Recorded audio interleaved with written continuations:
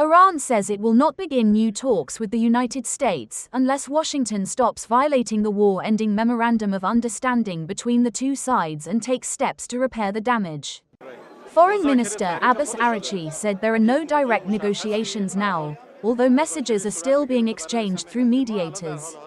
He said some countries are trying to create conditions for talks, but Iran sees no basis for resumption while the US remains in breach. Araghchi linked the current deadlock to what he described as the US-Israeli assault on Iran and said the ceasefire that followed came after Iranian resistance and retaliatory action.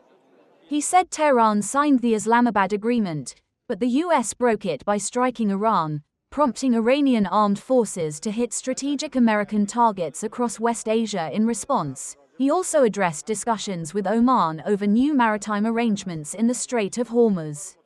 According to him, the talks are in their final stage and could lead to new traffic routes, with specialists preparing charts and maps. But he said this should not be seen as reopening the strait.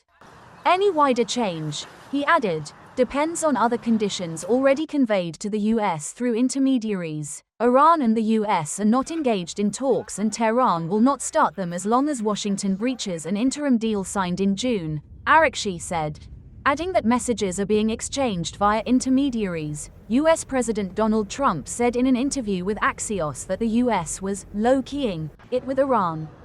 "We are only semi-negotiating with them. We are just watching Iran with its huge inflation and the fact they have no money."